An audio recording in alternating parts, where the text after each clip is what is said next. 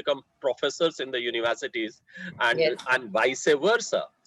But anyway, as far as we are concerned, the only collaboration I have seen in my 30 years of or more career of education, that a university professor wants to conduct a research in a school, then he or she will be very nice to the principal and send about half a dozen of her research scholars to collect some data.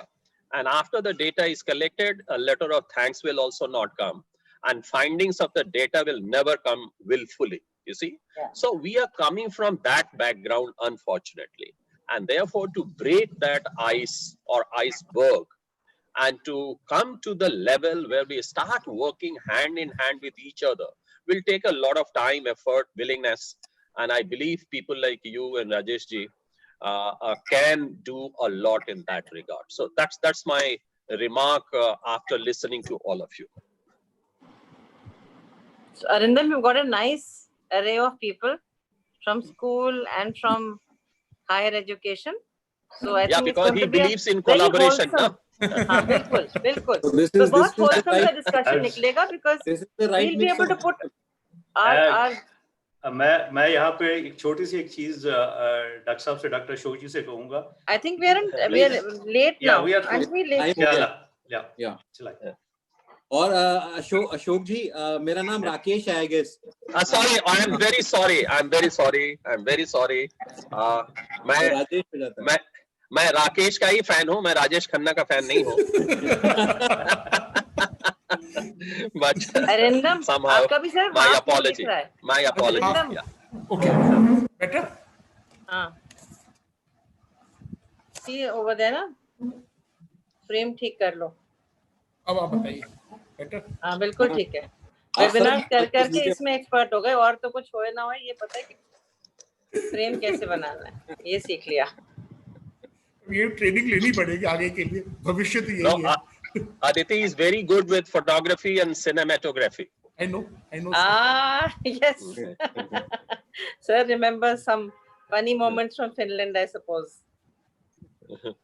Shall we start, Arindam? It's I think we should. We are live. Yeah. We are more than 200 people already. Yes. Yeah, please. Cross our fingers. Yeah.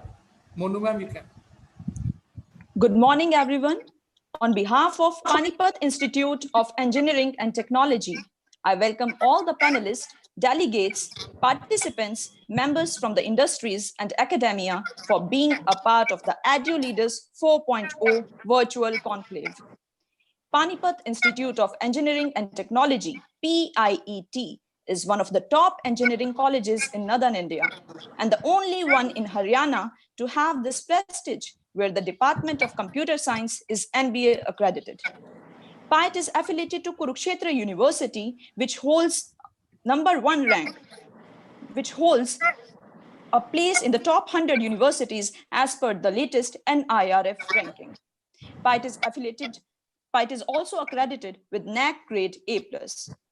Piet has always believed that education is not the filling of a pail, but the lightning of a fire. And aligned with this philosophy, Piet has worked in the dimensions of implementing Education 4.0 at the classroom level, even before the advent of COVID-19.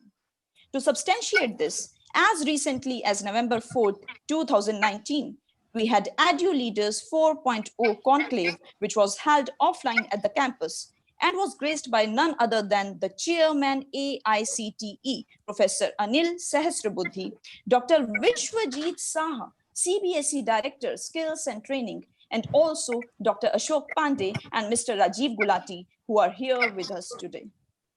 Keeping up with the swift pace of the dynamic world around us, we at Piet feel that it is imperative to take this thought forward and discuss the key aspects related to Education 4.0.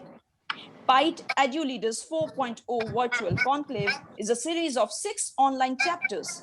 And today we begin the first chapter of the series, where we talk about demystifying the myth, conducting online classes, the real spirit of Education 4.0. For this, we have with us our key panelist, Shri Ashok Pandey, Director, Alpen Group of Schools, Chairperson GCED, and Advisor Lung Care Foundation, Delhi.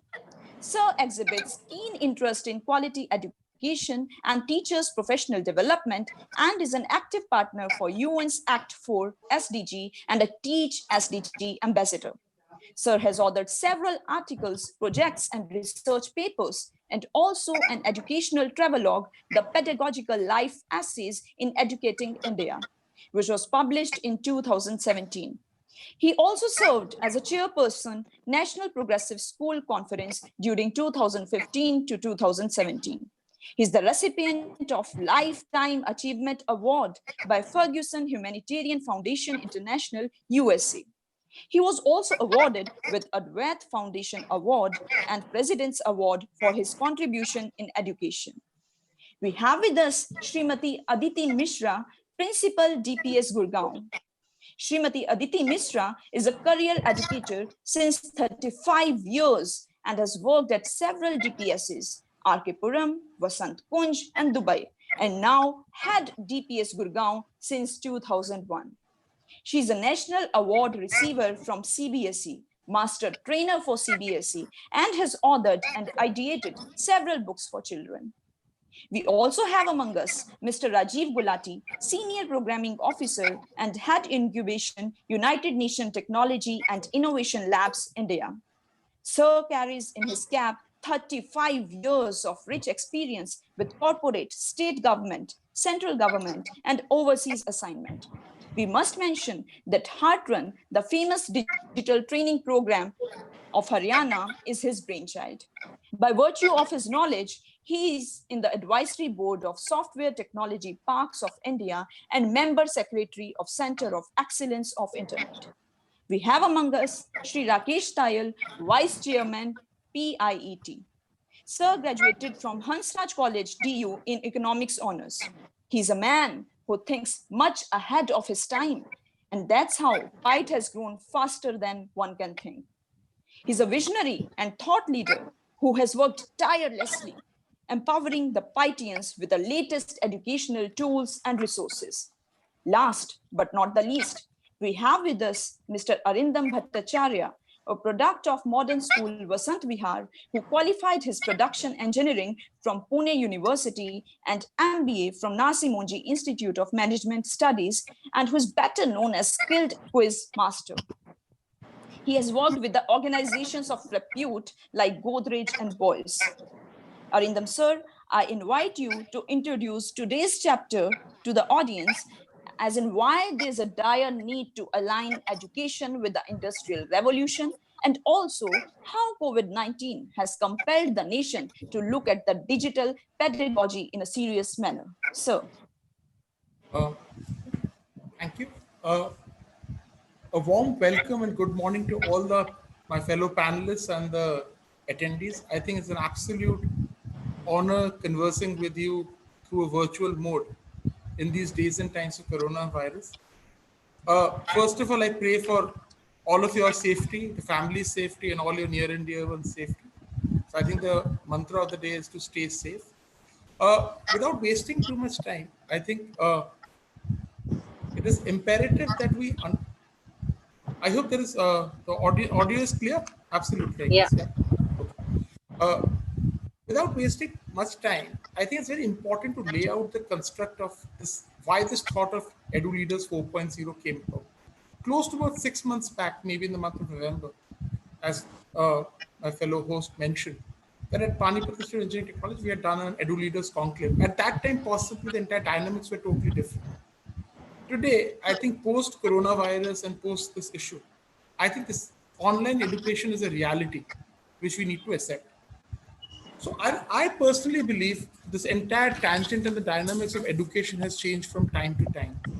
And every industrial revolution sets the tone for this education transformation and journey over a period of time. Just to draw back the clock, maybe about 2000 years ago, possibly I'll use a little bit of Hindi. Pehle shayad ek nut, ek bolt, ek wheel. That was a simple form of machines that came in. Obviously, the education pattern at that time would have been around what we call theology, a bit of mathematics, trying to understand things from that dimension. Then came machines. in our lives, which I think the steam engine. So obviously with machines coming in, our education pattern, the concept would have changed around it. That was Industrial Revolution 1.0. Then came electricity. With the fact of electricity coming in, this was added to the same machines to enhance the pace of production. And then the inventions started coming in the form of your light, fan, refrigerator. And somewhere we found all these concepts moving into our school books and we started studying. And even today we are studying it. And at that point of time, also the concept of modern day factory came in. So the scope of management, how does management education need to look like? Everything changed. So there was a technical domain, a management domain, a humanities domain, and everything started working around it. But gradually, then we moved to the age of computers and internet. With that coming in, a third industrial revolution came, which changed the further dynamics of things.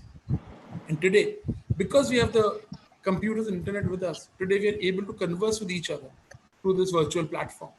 Otherwise, it would not have been possible. And that has also changed the dynamics of our education. I remember when I was in modern school, Asantha, 1986, class 7, we had those computers, the big boxes. Usko aise lagta tha ki it was like very interesting. It was like a big box, an AC room. We had to open our shoes, go to the computer lab. We were scared of even touching those computers. Now, computers become a part of life. So I always believe an invention of a generation virtually becomes a necessity for another generation. That's how times changes and education pattern changes. Today, I think we are actually adopted and realizing what Industrial Revolution 4.0 is. It's about IoT, blockchain, augmented reality, virtual reality, AI. These are all buzzwords today. But somewhere along the line, these would definitely impact our education process and education narrative going forward.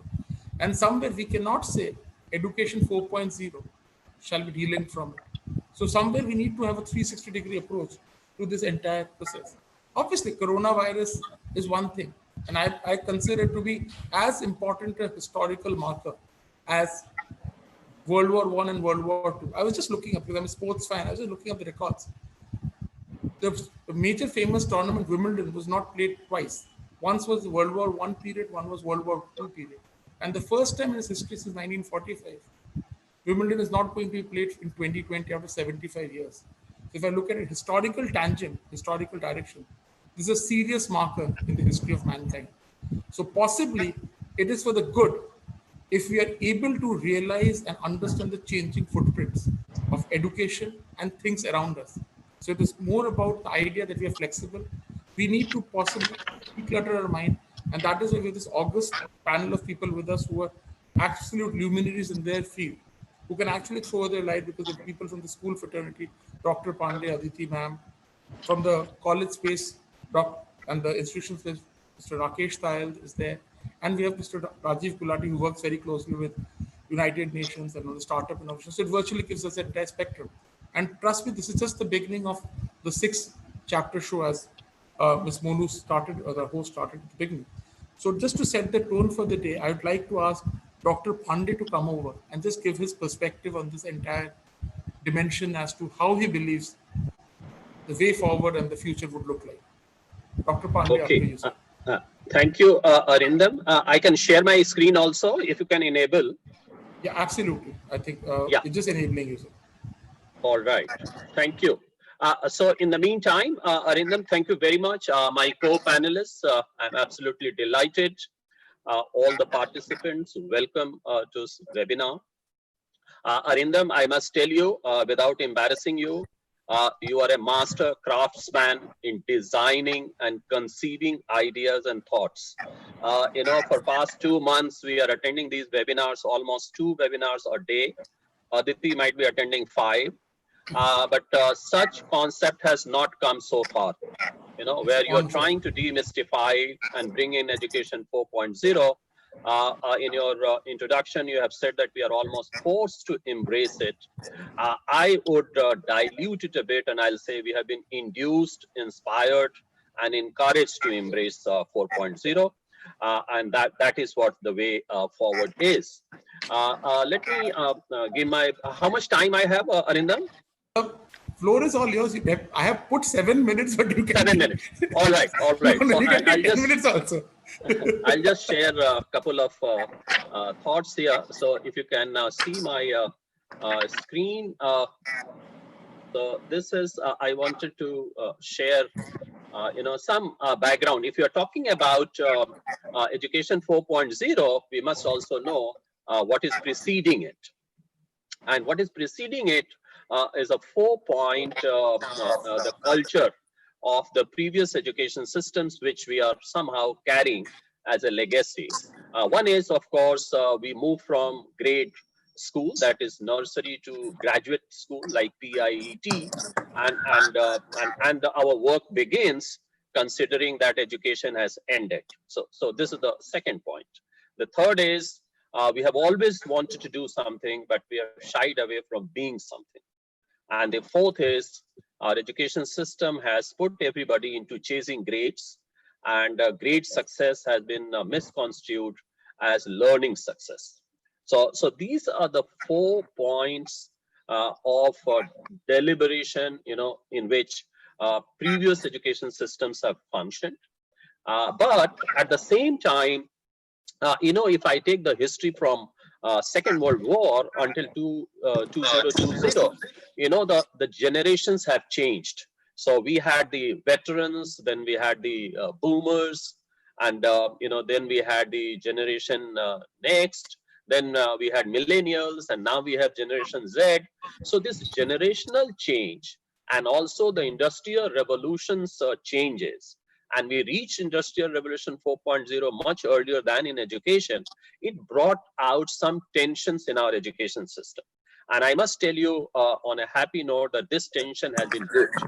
So what is the first tension is that teacher was the sole repository of knowledge, but the open source knowledge provided attention or a challenge to that. The second was that we always believed in passive participation of the learner. Come to the class, listen to the lecture, don't open your mouth, preferably keep your index finger on your lips, and let the class be over, sit for exam at the end, get passed or failed. But now there is a realization that the students are a great agency. We have undermined them for a very long time, and they should be equal partners in the process of learning. And therefore, the active agency integration of the students is providing some kind of tension there, positive tension. The second is, now societal and familial expectations, they have ruled by and large what we will do in life, but now more liberated career choices are bringing in a kind of positive tension there. And the fourth thing is that unidimensional comparisons we have always worked with. Oh, he or she has done something, or you're not getting 95%. So the entire your personality and your future and your reputation was built around the kind of grades that you were able to achieve. But now overall personality development, holistic development, other skills, they are finding their place. So these four tensions have become a kind of a background for our transition to education 4.0. But as you rightly said, we were hesitant, we are shying away from it. Nobody was, pushing us from behind. But these tensions were bringing those changes. And of course, the technology was getting integrated, but not in a holistic manner, not in a sustainable manner. So what happened after this is that we are on the cusp of this realization that it is not only the cognitive skills, but socio-emotional skills are very important. We have to know, how to empathize, how to be compassionate, how to work in a team, how to be kind. Those skills are very, very important. The second thing now it is becoming very, very clear is that the teachers have to be facilitator, and we have to encourage the children and enable their learning and encourage them to be self-directed learners. So that is the next phase.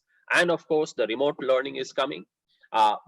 This particular experience of the last 2 months, we have switched over. And as I said in our offline remarks, that we manage the crisis with hammer and nail, as the proverb goes. But now we have to lead by example. We have to distance learning is to be managed as a skillful, artful, effective, engaging education system.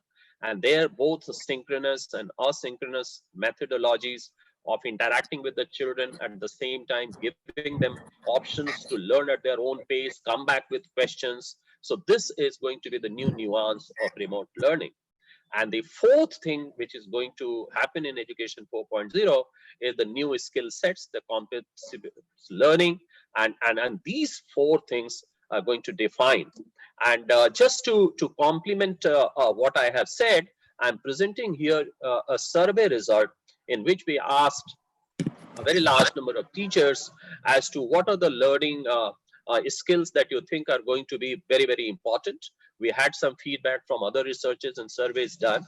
And as you clearly see here, the communication skills, the teamwork, the problem solving ability, critical thinking, agility and resilience, adaptive, these skills are coming almost on top.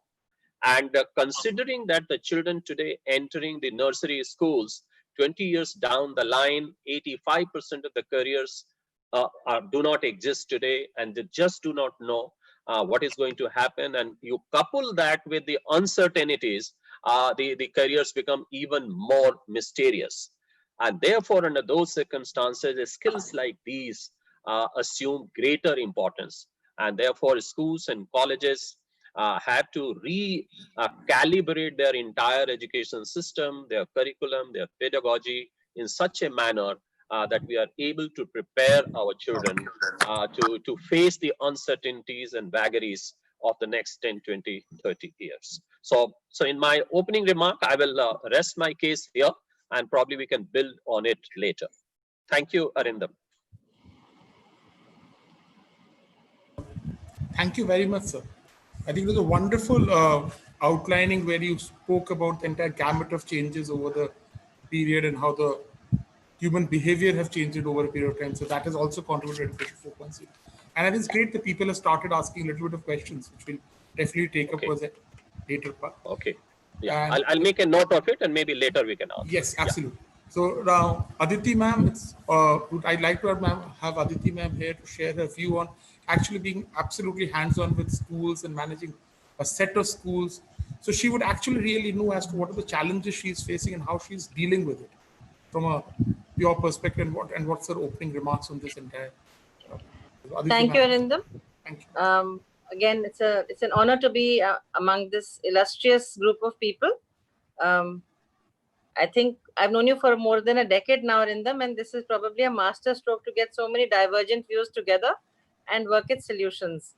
And we look forward to some order, some sense coming out of this.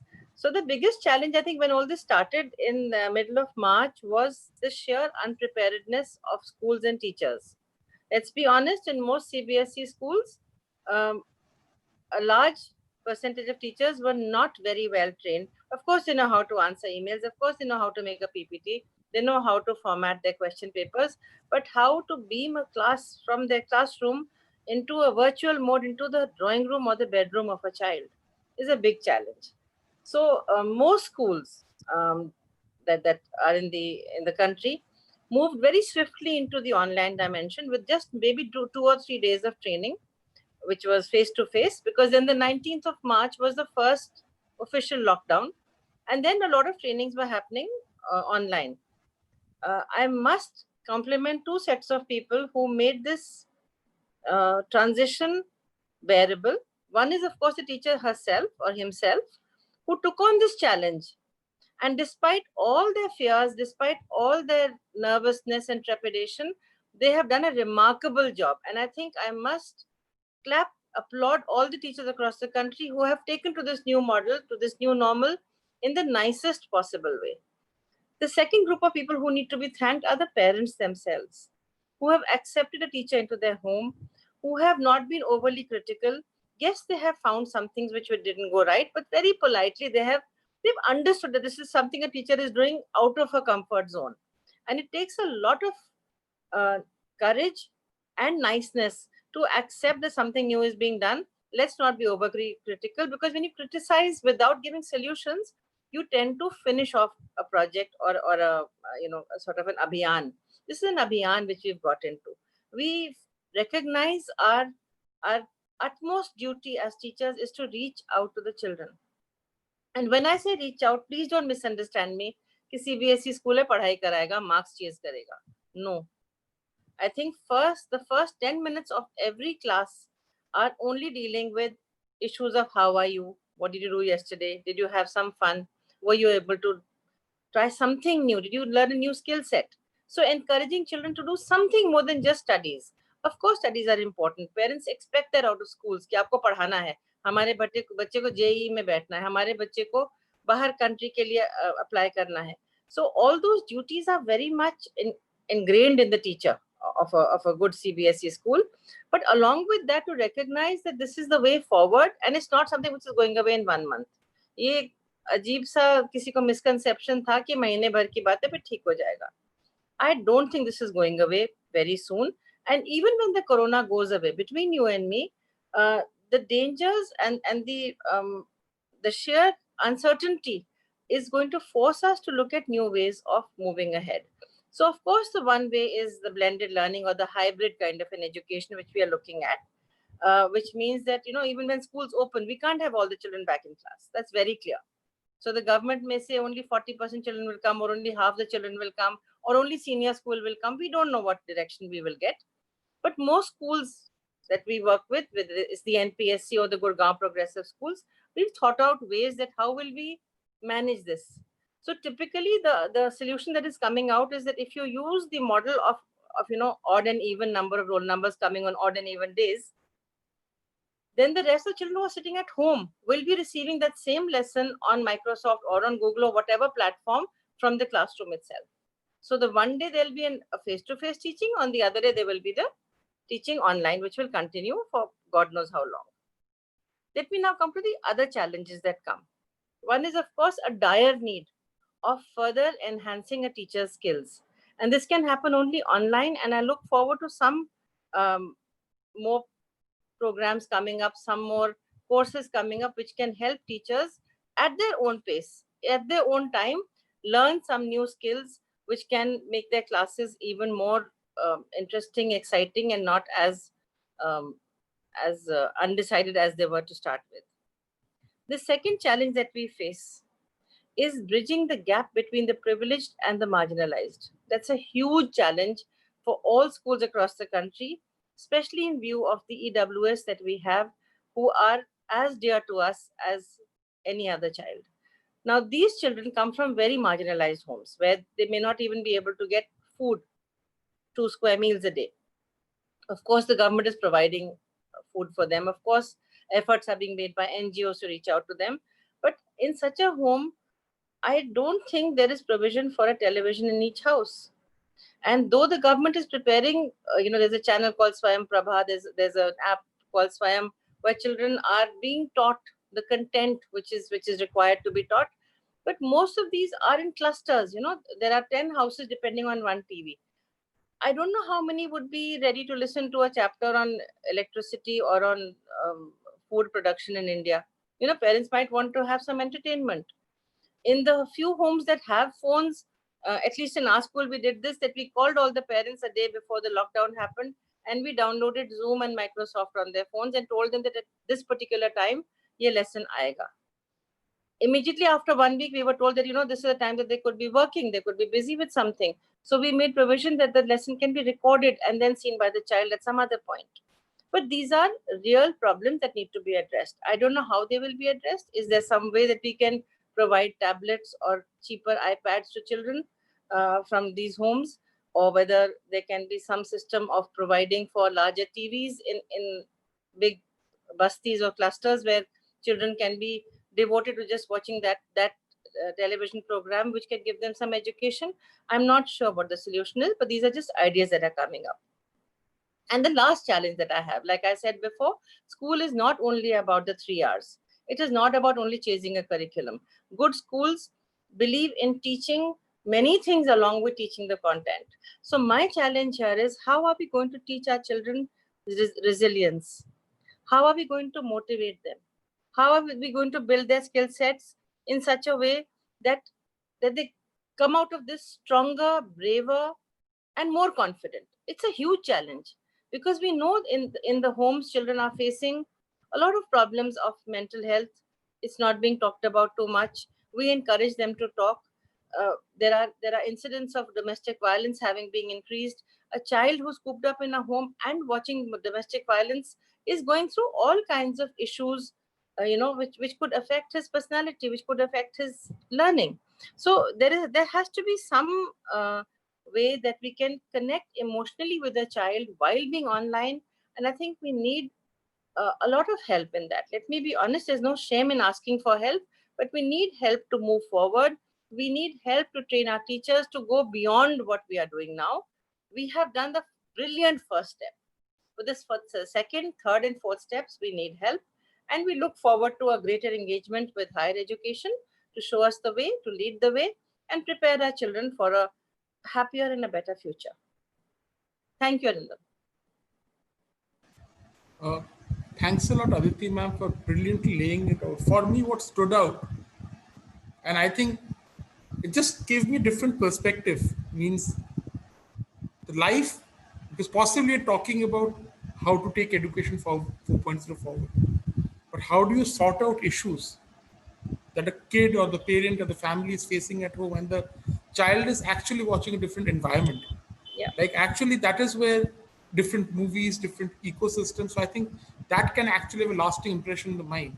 So maybe at some level, the behavioral part of the student may get, but that is actually give a great food for thought for the later part of the question answer session, where we can actually look at how we can work on that idea, work on that thing, and actually work a clear takeaway for the society and the system at large to take forward.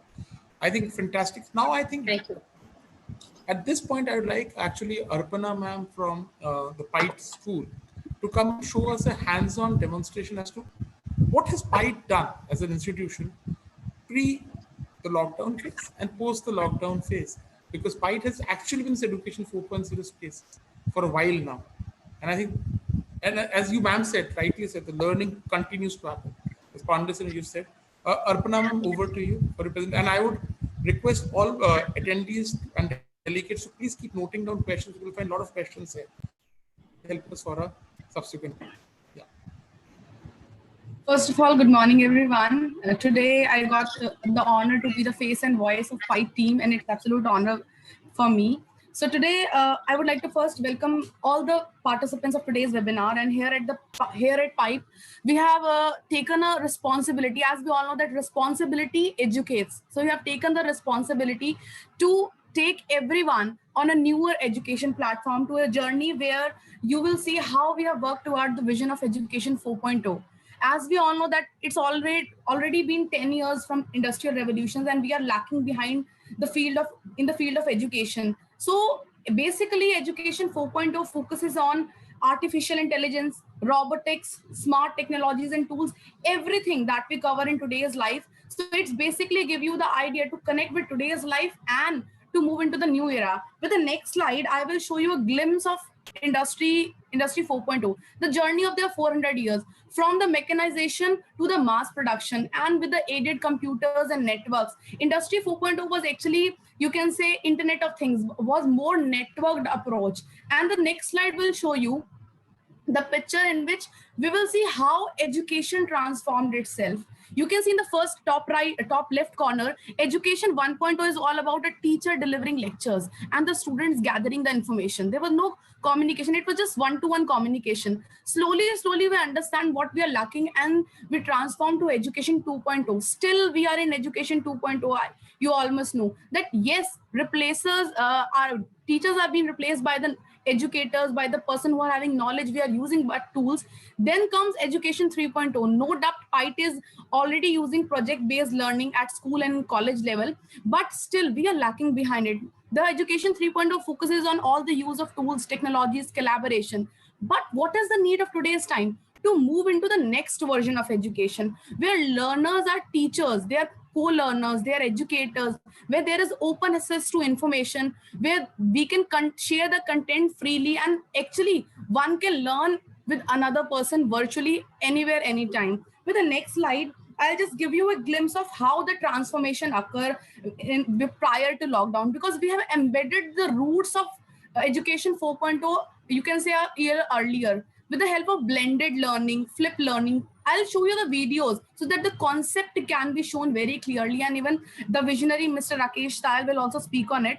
With the help of 3D lab, it gives a simulation environment to the students so that they can imagine how the atomic structure is actually look like. With the Impartus app, as ma'am was saying, Aditi ma'am was saying that there is a need, a challenge in the future, that how student will actually cope up with the class scenario. One need to be at home receiving the online class, another one will be in the classroom. So here we are having the solution, Impartus, automated recorded lecture capture system. The student can actually have anywhere, anytime teaching at the home only. We are already aided with artificial intelligence based systems where we can have auto evaluation of all the digitized papers. And one thing, it's always been a race between man and machine. With the next slide, I'll show you that how we are going to end this race, because we can only be the masters among the robots. The first strategies was a flipped classroom. Next picture will show you that how we are going to rule in the flipped classroom. We will use blended learning. There are large number of tools. It can be a ePathshala app. It can be an anybody.com website. We can actually use all these apps one by one so that we can actually have the real scenario of education 4.0. Here in the picture, you can see a girl is actually delivering a flipped class. The teacher is behaving as a student and the student is behaving as a facilitator. And in the next side by picture, it's a picture of 3D lab where students are actually getting a simulation environment.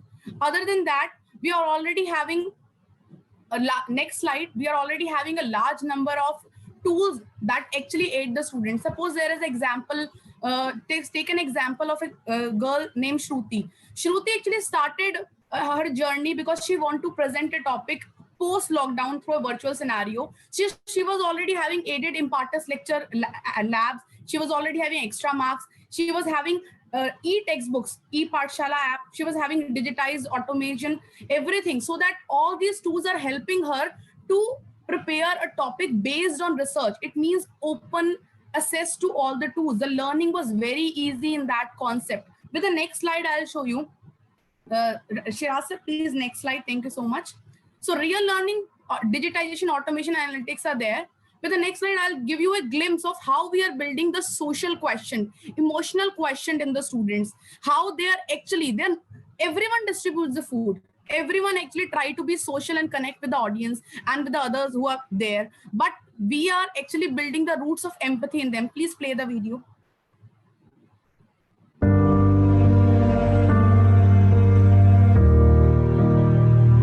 Students bring the materials from their home and with their heart, with a smile, they are trying to make different right that they like to give to others. They are working on it.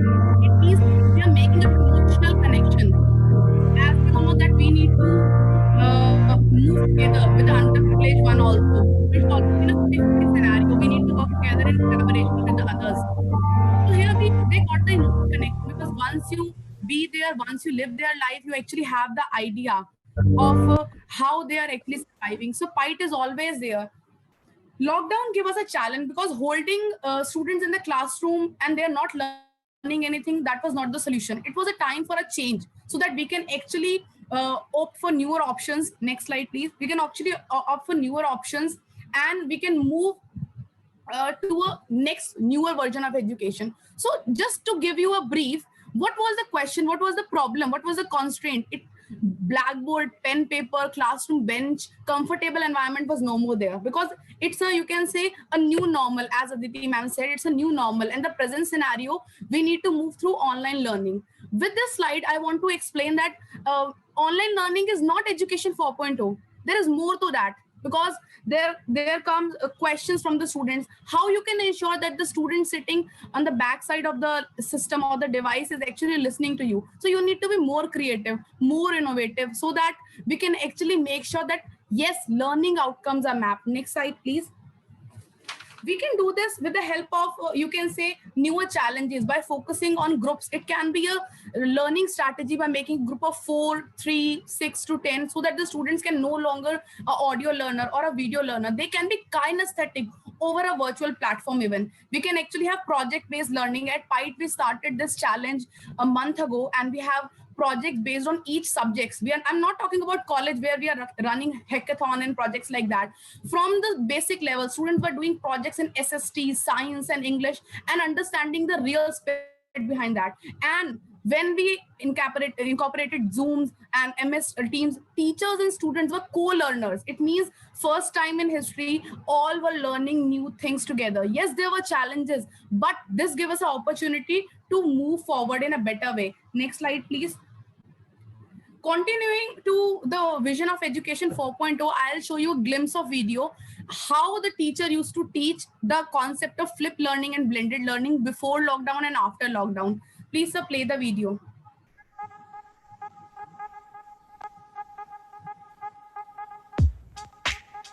See, it's a scenario where the students are only from, you can say, age group 5 to 7, and the teacher is actually explaining the concepts.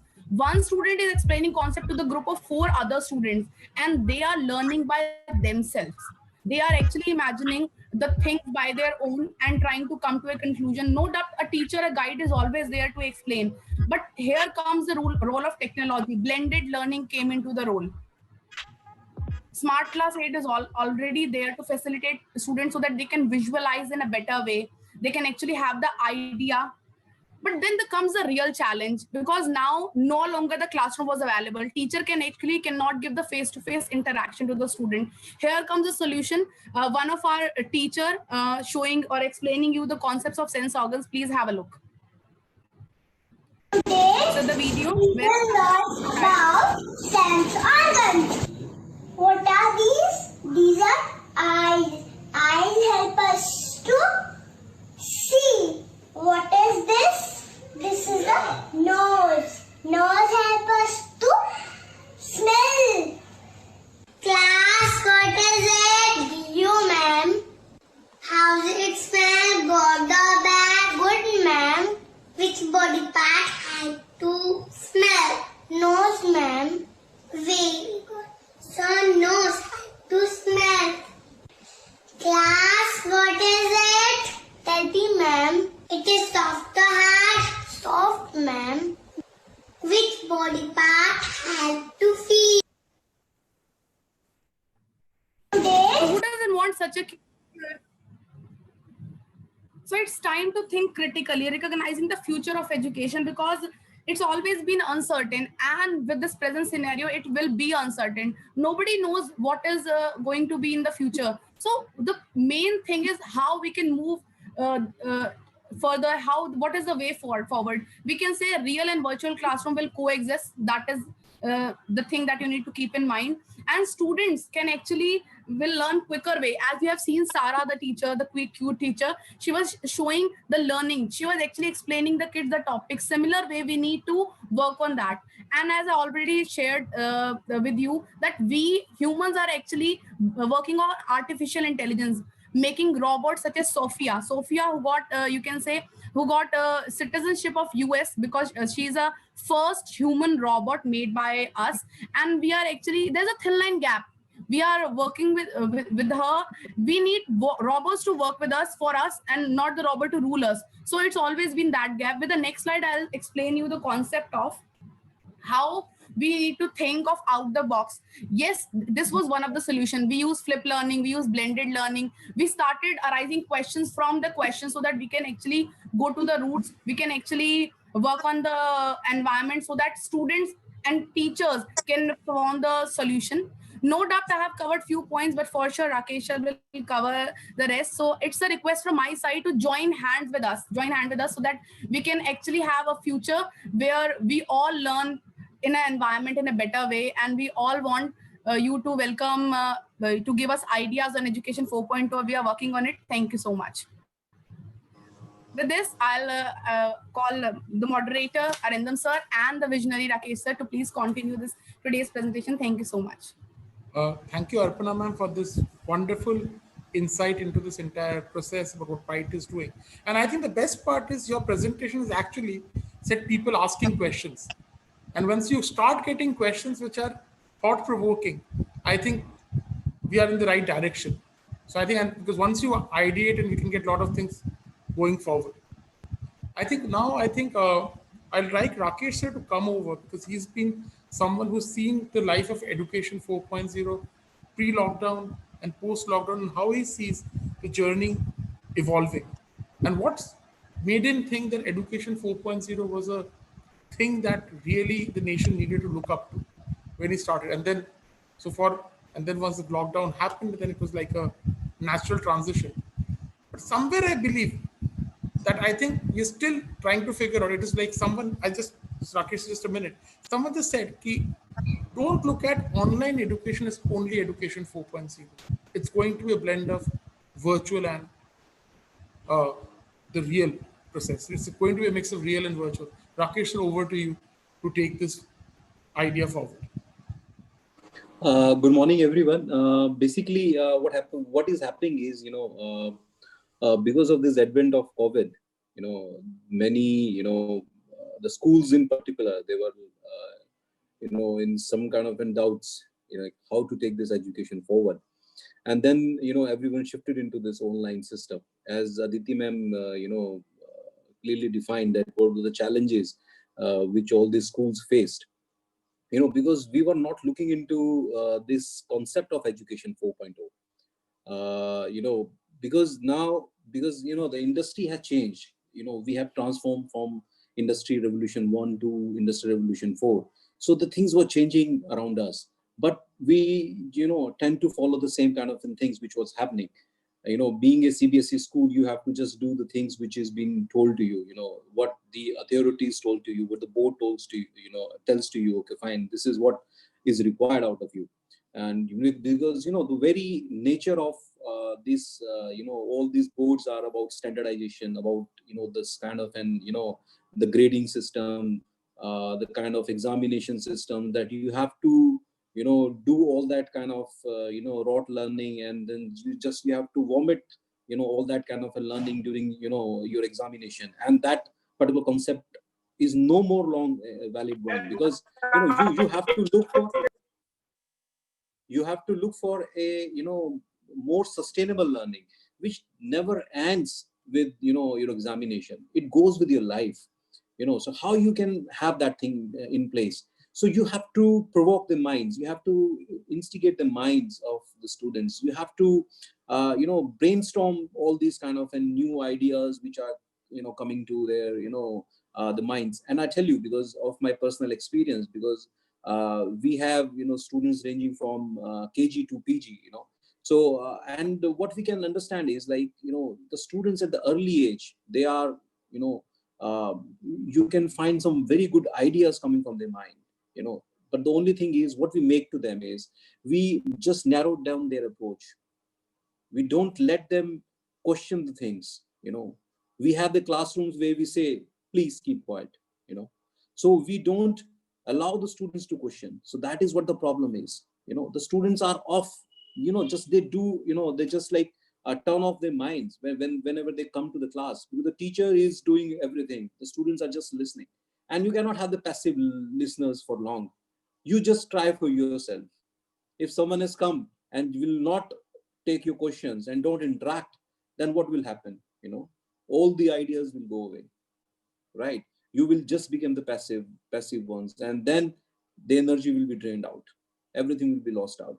So if in order to get into that, you have to have the minds involved into the class, and we can have that kind of a process only if we have a fully-based learning. And to do that, you need to have some kind of a platform ready where you can disseminate, these kind of lessons, the chapters to the students beforehand when they are going to the class, like a day earlier or 2 days earlier or a week earlier, so that they should know like what to study and how to do it. We have to give them their space also, because education 4.0 talks about web curriculum. It talks about not standardization of the questions and the learning and the concept. It talk about the individual program, the individual curriculum, where the students will be more interested in. Because we never ask a student like, what do you want to read? We just tell him, okay, fine, you have to read this. This is what the problem is. Everyone is not interested in reading the same kind of questions and the same kind of chapters. Now the student is exposed to lot many information which is available on internet, right? And we cannot bound that thing, on kind of an very standardized curriculum. Okay, fine, this is what the curriculum is and you have to read it, nothing more than that. So we need to change from the CBSE perspective. We need to change it from the top level, so that the things can get down to the levels, and everyone starts reciprocating the same. uske reaction जो होना चाहिए वो perfect होना चाहिए कि हम इसको किस तरह से करेंगे.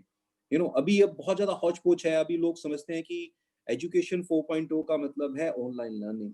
I'm just be clear about it. Education 4.0 is not about online learning, right? Education 4.0 is not knowing about that आप जानते हैं कि what is Zoom application and what is Microsoft Teams and things like that.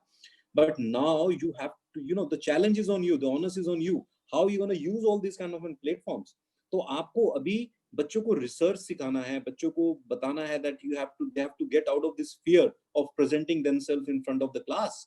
और पहले छोटे छोटे groups बनाएं, आप एक छोटे छोटे पीयर ग्रुप्स बनाएं, फिर पीयर ग्रुप की प्रेजेंटेशन लें, फिर आप एक पूरी क्लास के अंदर प्रेजेंटेशंस लें उनकी, so that they will learn all that kind of things. क्योंकि हमारा एक ही बिलीफ है कि आपको इंसान ने रोबोट को बनाया है, राइट, पर हम रोबोट बन जाएं ये नहीं बताया, राइट. हमें रोबोट नहीं बनना है, इंसान ने रोबोट को बनाया है. और इंसान की जो खासियत है वो है क्रिटिकल थिंकिंग की. जैसे अशोक पांडे सर ने भी बताया अपनी प्रेजेंटेशन में कि स्किल सेट में क्या चीजें जरूरत है. अभी लोग जो मिसअंडरस्टूड कर रहे हैं वो मिसअंडरस्टूड ये कर रहे हैं कि शायद इमर्जिंग टेक्नोलॉजी जो AI है, ब्लॉकचेन है, IoT है, ये सारी चीजें ही एजुकेशन 4.0 है.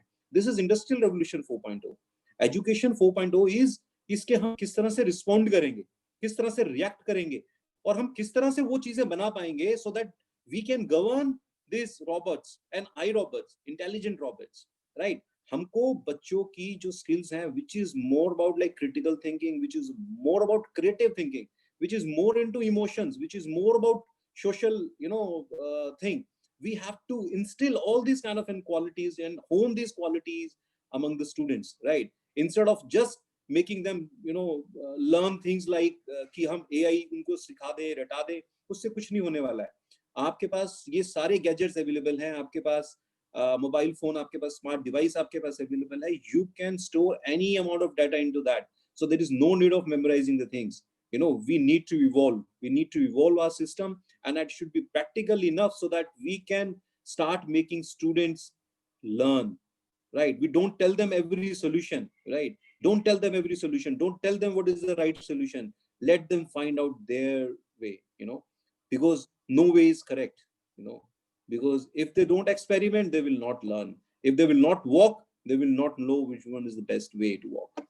So this is what my take about education 4.0. So now we can have more questions and we can have more deliberations about it in the later part of this webinar. Thank you, sir. I think brilliantly said and brilliantly summed up. I think you've hit the nail right on the head. I think the biggest confusion, the dilemma which people are facing, कि एक सोच थी कि online education का मतलब है हमें सारा सामान ऑनलाइन पढ़ाना है, कंटेंट में ऑनलाइन डिलीवरी देना है. See, it is the future would be about how I reorient the shape of my classroom. How does the study buddy concept work? How do I create into small groups? And that is the entire way. And I think there will be a lot to deliberate upon. And I think one small note I would like to add, because I think the journey, because currently I believe India is somewhere between education 2 and education 3. So the journey towards education 4 will have to actually use flipped learning as a bridge and use that bridge to actually move towards the process of blended and hybrid learning. And that is where I think that gradual transition is happening. It is also about sometimes when we try to make that transition fast and take that leap forward, there's a chance that we might fall into the river or the. So it's very important to take that step gradually. I think now, and I've always believed any transition, any progress in an education pattern has to come through the industry. Industry needs to tell us. Industry needs to set the direction, because ultimately there is an end objective to why we are studying. There's a process we learn to be able to contribute to the growth of the society, both from the economic aspect as well as the social aspect, and create a transformation. And because ultimately we have to be responsible citizens. And in that process, industry has a great role to play. And I think today we're talking about sort of startup ecosystem. So I'd like to ask Dr. Rajiv Gulati to please come and share his insight. He's a legendary person with about 35 plus years experience in industry, working with the until labs. And I think you've seen the transition times when a simple computer would have come to the days of AI and the kind of work that is happening. So how do you see this entire, what I call a backward linkage, the industry, the higher institutions, and the school needs to evolve going forward? So post your session, sir, we'll be open to all questions. So up to you, sir. Thank you, Arindamji, and I'm congratulate Rakesh ji and the Piet team for continuing their passion for Industry 4.0, because last time I also was part of this whole story. And I love that you are continuing with this during this, what you call crisis also, where this becomes more relevant to continue in this direction. और आपने कहा मैंने आपने उस time भी देखे होंगे जो कंप्यूटर जब यस हम रीजनल कंप्यूटर सेंटर 83 में अपने शूज उतार के हाथ धो के अंदर जाया करते थे एंड विंचेस्टर ड्राइव्स को खड़े होके अंदर से हाथ डाल के स्टोरेज को निकाला करते थे वो पंच कार्ड होते थे so that journey has made me to look into different aspects और to take the challenges for becoming a solution instead of deliberating those challenges, but I love to listen to those challenges.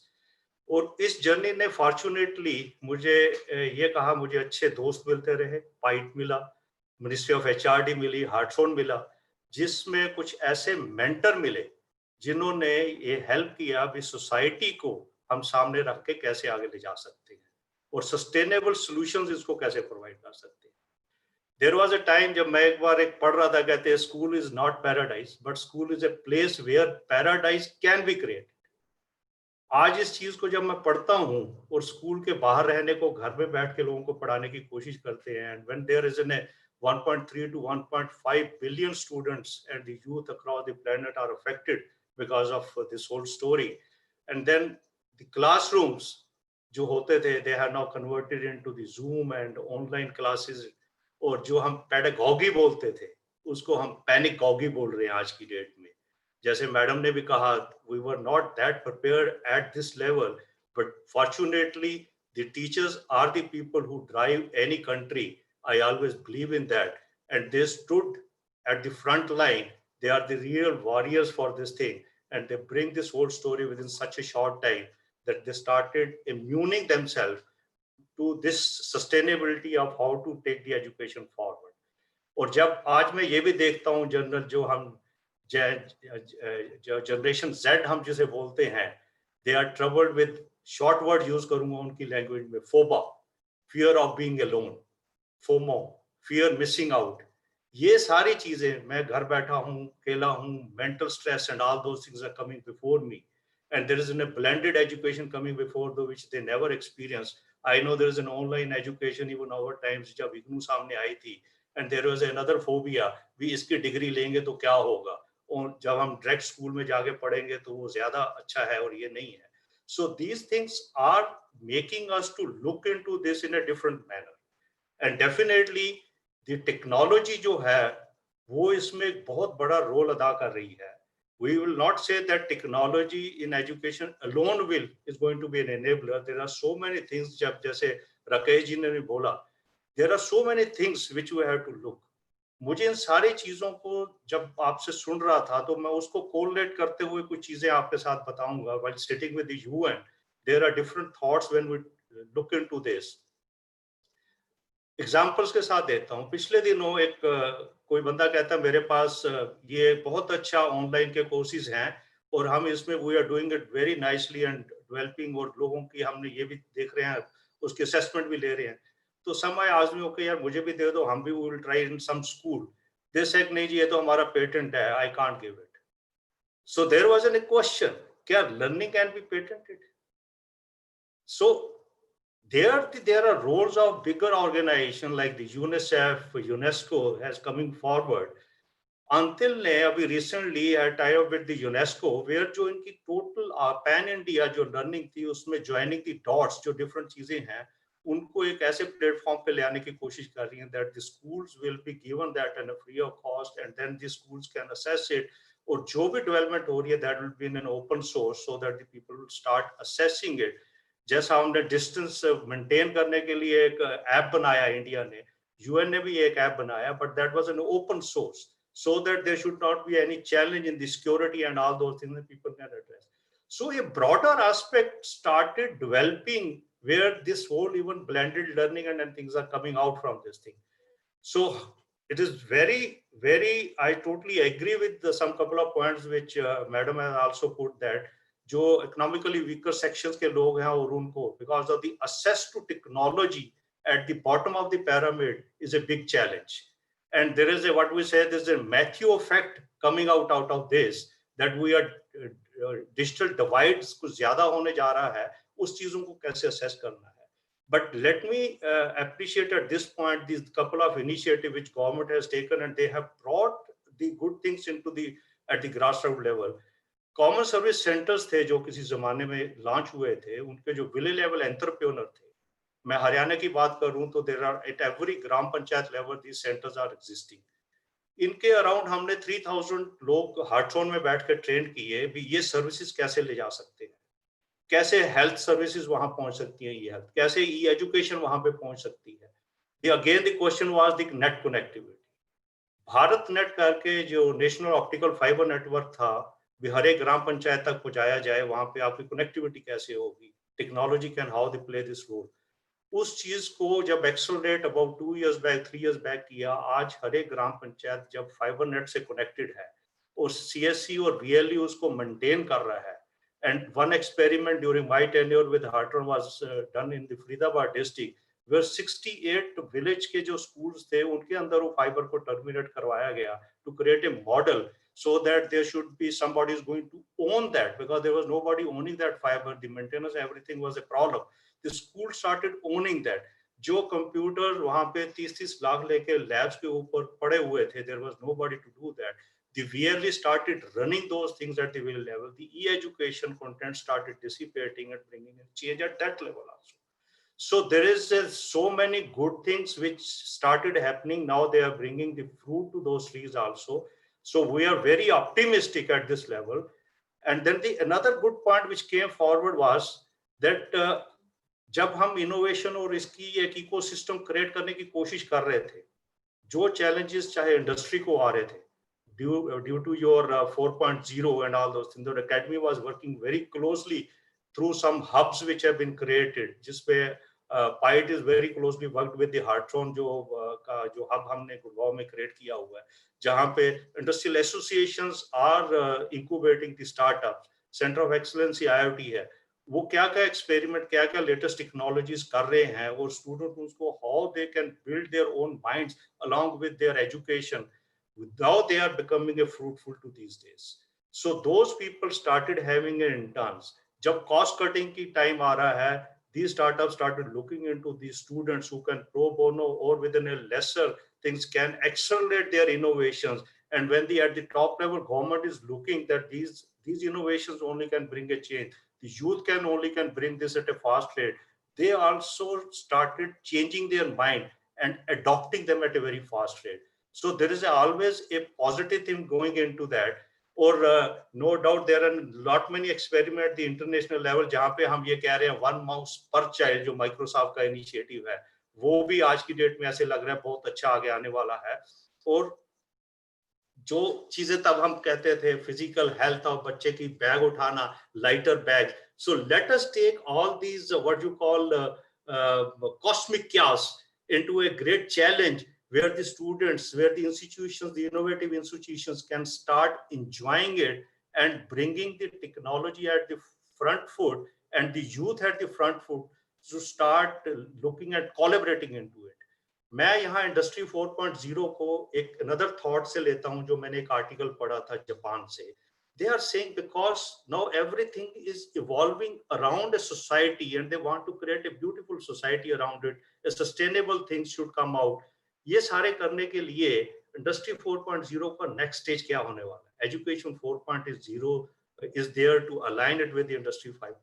Now it is a new thought which is coming up, which is society 5.0. What society 5.0 says? You are now engulfed with all the data.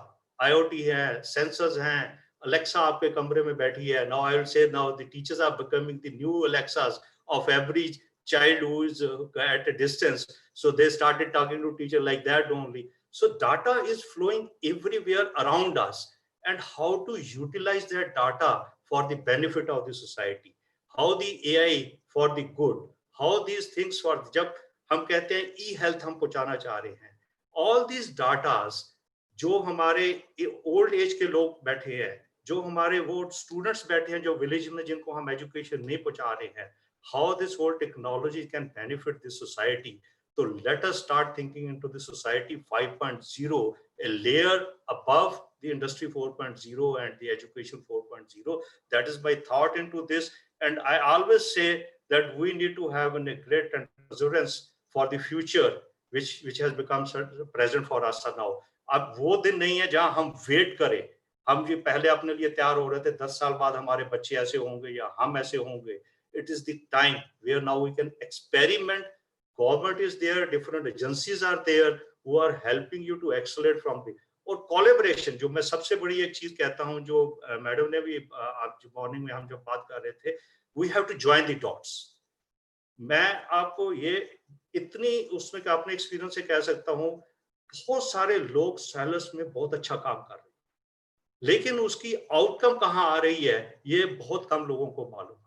And ये जो लोग अपने passion से काम करते हैं या अपने आप को मार्केट में कहीं एक्सपोज करना नहीं चाहते, they are just working, that's their passion, they are working. We have to work along with them. जो ग्रास रूट लेवल पे जैसे इंस्टीट्यूशंस हैं, जो कॉलेजेस हैं, now they have to collaborate. पहले क्या होता था, when you go to the school the principal was the leader. सब कुछ एक चीज होती थी, हमें एक ही चीज होता है, प्रिंसिपल मैम को मिल लिया तो सब कुछ हो गया. आज की डेट में आप just look into that, the flip side of that. Now the teacher is the leader. Every online things are driven by an individual teacher. Now they are the future leaders. No doubt we have to train them. We really have to make them savvy on the ITs and all these things. And they are, I know, very adaptive. The way they have acted from the last 40-45 days, there has to these whole community of academia, which their leaders have brought into them with their motivations and all those things.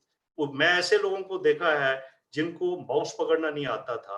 They just know that this is a thing, and they started working on this, started downloading the thing, started editing the videos, and started pushing it to the students and started communicating with them. So is the only thing is how fast we will collaborate. और एक another suggestion मैं सबको दूंगा जो मुझे पिछले दिनों किसी डिबेट में भी मिली है, that it is now high time that every institution should build an individual vertical of research and development within the institution. Education institutions में, not on that side. जो चीज आज आप कर रहे हो, इसको कहीं ना कहीं डॉक्यूमेंट करो, जो उसके बेस्ट प्रैक्टिसेस हैं उनको डॉक्यूमेंट करके सामने लेके आओ, so that the other people can use it. हम वेट ना करते रहे लोगों को. मैं कहता हूँ कि फिनलैंड में education is so good that the gamification हम उनसे अडॉप्ट कर रहे हैं, बट जब उनको मैं हिंदुस्तान में लेके आता हूँ तो there are lot many changes to get it adopted to the local environment, which is very difficult and it is time consuming. No doubt the people are there to do that. Why can't we learn from our experiences, document that? There should be teams within the schools, within the colleges, within the higher education institutions. They start collaborating with these documents so that इनके ऊपर students काम करना शुरू कर दें, उसके solutions निकालना शुरू कर दें. So my say is keep the human factor at the center. Let the technology be around that. Society 5.0 will be the next norm, and once we are there, everything will be sustainable. The ethical things will start building, and I know there's a big future lying before the next generation. Thank you very much. Thank you, Gulati sir. It was a real eye-opener, your views about the industry interface. And I think, so you rightly said, because for the past 45 odd days, 45, 50 odd days, it's a kind of a clear thing where I think, in a way, I think the teachers have been the silent actors, and I think they're also, as they've also given a new spin to this entire corona battle, and I think I can call them as a real new shape of the frontline warriors in that way. A great thought. I think I'd like to come to Ashok Pandey sir, Dr. Pandey sir, for a point to you. I think there's a very pertinent question. I think there's from Ms. Shefali Bhatt. I think she's put that question up. Her point is very valuable. She believes because of the sudden closure of the schools, the sustainable development goals, because I know that you've been working extensively on the sustainable goals part, Dr. Ashok Pandey. So her point is that because of this closure, the sustainable goal objective may not be met. So, and once the lockdown ends, and how do you see this entire process that we're looking at towards this, and how do we can work on the vulnerable section? Dr. Ashok Pandey, you can Yeah, actually. thank you, Arindam. I will reply to this question, but I should not commit the sin of not commenting on the beautiful presentations that have been made by my co-panelists. I'm absolutely delighted, enriched by each point that they have mentioned. One lighter thing I picked up from Mr. Gulati's presentation, he mentioned that when the mainframe computers were there of the size of a big room, we used to remove our shoes outside. Rajiv ji, I think we have to remove our shoes now in our houses also to save us from coronavirus. You see, so we have come back full circle. So that is it. And you know, Arindam, if at all there is any good time to implement SDGs, it is now. On the contrary to what the participant has asked. So far, we have been only building theories. Now, let us put it into action.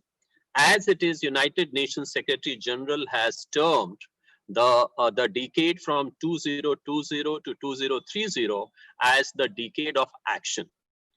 So how we put it into action is that we know, we have the knowledge, we have the information, we know what SDGs are, what the goals are. Everything is in our heart and mind and body. Let us put it into action. That is the real transformation. So there was a related question, and I will take that question also along with the one that you asked, how to show empathy online. Very easy. It is called virtual empathy. Pick up the phone and talk to the people. Are they in distress? They require any help? And everybody is resourceful to the extent that they want to be resourceful. See if you can do something. If there is somebody you know having difficulty with their living, with their livelihood, if they are a child you have not been able to reach out to, is somebody suffering from lack of any paucity, what can we do? I think within our own resources, and now that 2 months down the line, even the lockdown is a little bit relaxed, I think a lot can be done. And therefore, I would say very politely and respectfully that this lockdown and this should not be a reason or an excuse to push the agenda of SDGs at the back burner. We can do it. There are means and ways to do it. Thank you, sir. Aditi ma'am, I think I have quite a few questions for you. Oh my God. Okay. Ma'am, I was really amazed with the way you spoke of resilience, making a student confident, making him braver. And alongside that, once I looked into the presentation which Arpana brought forward, and with that school working in the process and trying to help out with the social quotient and helping and trying to connect with those marginalized students or the underprivileged. I think that actually to me actually gave me that shape that someone wants to start feeling for a thing, that emotional quotient and the social quotient will naturally start picking up. So how do you see these things evolving, and what is your, because there's a question that how we can dig deeper and change the education system. Yeah. So I'll share something which we have been doing as a school for the past decade or so. I think you all are aware that along with the EWS who are part of the regular school, we also run a school for underprivileged in the afternoon. These children follow the NIOS curriculum, and I have about 1,500 children over there. So every year, at least twice or thrice, the entire school gets together to create a meal for them. It's a hot meal made in the cafeteria. And how we involve the whole school is that one whole floor will bring onions, one whole floor will bring potatoes, one whole floor will bring tomatoes, one whole floor will bring the pav, and we just make pav bhaji because that's a nutritious meal, it's a wholesome meal. And I have recorded evidence of children passed out 10 years ago, 5 years ago, even now, when they asked which was your happiest day in school. Surprisingly, they always say that the day we made pav bhaji and we participated in the joy of giving. That is in the real time. Now, when we are doing this online, we did reach out to children to seek their support and to get them to, I'm not very particular about how many you are able to feed, whether it's 200 or 20 or 2, but do something. I think it's very important to teach the children the importance of giving. I think most of our children who have come from privileged homes are very, very lucky. And I always tell them that count your blessings every morning. When you wake up, just if you just switch on the TV, it can break your heart. It can reduce me to tears completely when I saw people walking on the street, people going without food. That image of that poor mother having died on a platform and her child laying with the sheet on top of her. This can be heartbreaking for a mother, for a empathetic human being. Now, I'll share with you the challenge. Children take to this idea beautifully. But I have had children from very privileged homes who have said, ma'am, we want to, mummy says, koi zarurat nahi hai. We barely have enough. And he says, ma'am, I know this is not true because our freezer is laden with food. We have enough dal chawal to last us 2 weeks. But I don't want to belittle the mother either. So I have to tell the child separately on a one-on-one that, bache, mummy knows best. Maybe there's some reason. Do something else. Okay, you can't give food. Give your time. We have all the children are connected. The Shiksha Kendra kids are connected with the morning shift. I said, why don't you ring up one of them and ask if they're having trouble in studies? Why don't you ring them up and talk to them about some experience? Tell them a story, sing them a song, teach them a song, do something. Because it's not about giving only material things. Empathy should not be कि हमने क्या दिया. अपना समय दिया is also good enough. I think the greatest gift we can give each other today especially is the gift of time. We are living in islands. We need to connect. We need to collaborate. We need to work together. Because together only we are going to rise up and do really well. Till we are not holding hands, we are in trouble. The day we hold hands, even virtually, because in Corona we don't hold hands otherwise, we work together and we help the downtrodden, we help each other in times of crisis, and the children see this. The children watch. Children are very bright. They are the future. They are my hope. When a child sees two teachers collaborating, he's learned the lesson of collaboration like that. He sees us being empathetic. Most of my children know that we are collecting food for small bastis near the school. We are trying to send them some food packets, some tropicana, some chaach, some lassi. They're seeing all that. Those who can have joined with us. I'm happy to say my alumni has seen that effort and have joined us. Some were willing to cook food also and carry it to places. The problem with cooked food in this weather is that it can spoil and we don't want people falling sick.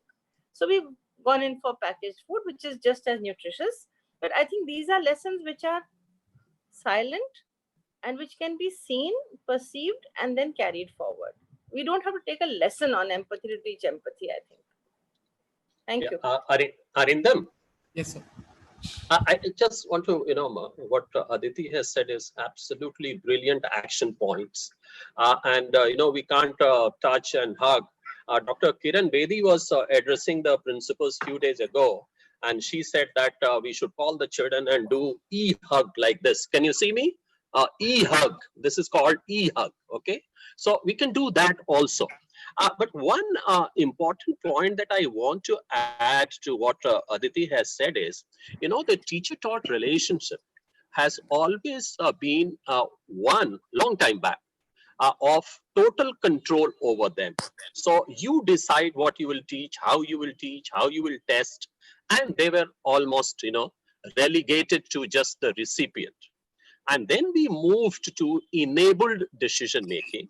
And then we started injecting into taking their opinions, bringing about the social emotional network around them. And we gave them choices.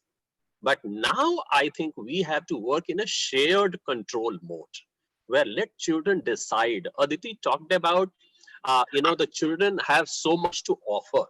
So we have to leverage their agency in such a way that they are the equal partners in the teaching learning process, and they can come out with more beautiful ideas than even adults can present. So I think this is the crux of Education 4.0. Thank you very much. Next question, I think I'm just opening up a thread with Rakesh ji, and I think we'll come to all the panelists. Because Rakesh ji, this is a question in two parts. As you mentioned about this emotional quotient, So how do you work into this process of emotional quotient, because you're involved with the institution of higher education where we're running programming to the postgraduate level, right? I say from kindergarten to UG, PG is I think the journey of five. So how do you work this out? And I think that's a pertinent question, which I would like to open up so that we can then take the thread with all the panelists, is how we can delve deeper into this curriculum creation and this education process so that we can bring about a revolution in this domain. So that they can be. See, Yes, what is happening is, I am audible? Okay. perfect. So the thing is, what is happening is, the people are not trained for, failures. So that is what the biggest problem, with us, which lies now. We have only one kind of a system that we have to success. We need success, and we need the right and the best solution every time whenever we try anything in life. And our mind, our body, our system that get accustomed to the things that, okay, fine, only success is going to define our new path, and every time we need to have success. What if you have a failure? What if you don't succeed? What if you don't get the best alternative which you hoped or desired to? So now all these things, then the thing is, you build a lot of stress, right? You are emotionally unstable. You become very unpredictable. You become the kind of like आज हम बहुत ज्यादा बात करते हैं, पहले हम शायद बात नहीं करते थे कि ये डिप्रेशन में है. The person is in depression. We are talking about the kids, like who is studying in 5th or 6th, that they are in depression. I remember when I was doing my graduation, someone told me that some of my relative, he has gone into depression. तो मैंने उनसे पूछा, like, what exactly this means, क्योंकि उन्होंने कहा कि नहीं, it is not for you, ये बड़ों की बात है. So when I was in my graduation, I was not knowing about it, what depression is. And some of, like, the elder ones, they are telling me, okay, fine, please don't get into it. This is meant for the older generation people, right? Not for your generation. But now this thing is very much there in even the kids. So the thing is, we are lacking in somewhere something which we are not teaching them. The process becomes why emotion quotient is required, and how we can instill these things across the age bar. So the thing is, we need to tell them, you have to study all the alternatives. You have to be prepared for all the eventualities, because the biggest exam, which is your life, in that you have to do well. And the biggest thing which we want is to remain happy, nothing else, right? You don't want a lot of money, which will be of no use if you're not happy. And we are training them to get into, you have to take this job, you have to do this and this. Unnecessarily, we are, putting a lot of pressure on them. So you have to, train them, okay, fine. What you need is contentment, right? What you need is to give, peace to your heart, when you can look around. अब एक बच्चों को बोलते हैं कि अगर handicapped जो students होते हैं, उनकी रेस होती है. एक बहुत ही अच्छा आर्टिकल बहुत पहले शेयर हुआ था कि कोई गिर गया एंड बाकी के सब बच्चे रुक गए, ताकि वो उसको उठा के साथ चलें, because they were privileged students. even they have that kind of an एक उनके अंदर एक सिस्टम होते हैं, उनका हार्ट प्योर होता है, ठीक है ना, वो उनको उठा के साथ चलना चाहते हैं. But we are in a race. So this race has given some kind of a thing that we have left out our emotion quotient set aside, and we are looking for some kind of a materialistic, goals to achieve. So which has given us into this trouble times, ताकि हम किसी और को देखना नहीं चाहते, सिर्फ हम अपनी चीजों को देखना चाहते हैं. And I tell you, the biggest happiness you get when you are sharing your things, when you're giving it to someone else.